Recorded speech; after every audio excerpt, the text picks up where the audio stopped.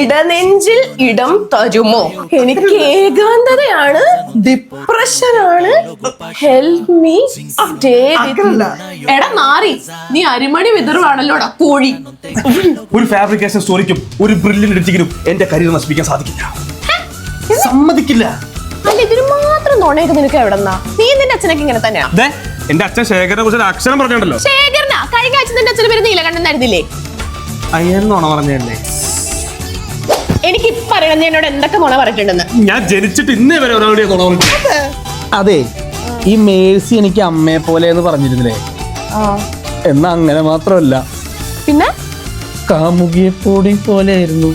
ജന്മജന്മാന്തരങ്ങൾക്ക് നീ മാത്രമാണ് പെണ്ണ്.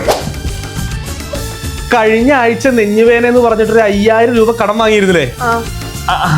അത് ഊട്ടിക്ക് ട്രിപ്പ് പോവാനാ. രാത്രി 12 മണിക്ക് നീ കഴിച്ചോ എന്ന് മെസ്സേജ് അയക്കുന്ന ഒരു ഉണ്ണിക്കൂട്ടല്ലേ നിനക്ക്? അത് ഞാനാ. അതെ, ഈ അഡ്രസ് ഒന്ന് പറഞ്ഞു.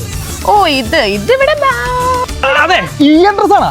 ചേട്ടാ വന്നില്ല ചേട്ടാ. അവിടുന്ന് ഒരു 10 കിലോമീറ്റർ ബാക്കിലോട്ട് പോയിട്ട് ലെഫ്റ്റിലേക്ക് ഒരു 5 കിലോമീറ്റർ പോയിട്ട് അവിടെ നിന്ന് ഒരു 4 കിലോമീറ്റർ കൂടി ബാക്കിലോട്ട് പോയ ഈ സ്ഥലത്ത്. എന്തിനാടാ പാവുണ്ടായാള്? എന്താണോ ഒരു നുണ പറഞ്ഞില്ലെങ്കിലേ ഒരു കിക്കില്ല. വാ, നമുക്ക് അടുത്ത നുണ പറയാം. എടാ ജിത്തു, നമ്മളൊരു കള്ളം പറഞ്ഞു കഴിഞ്ഞാൽ അത് മറക്കാൻ വേണ്ടി 1000 കള്ളം പറയേണ്ടി വരും കേട്ടാ. ഈ വല്ലപ്പോഴും കള്ളം പറയുമ്പോഴല്ലേ ഈ പ്രശ്നമൊക്കെ ഉള്ളൂ. എനിക്കതൊരു പ്രശ്നമല്ലല്ലോ. അത് ശരി.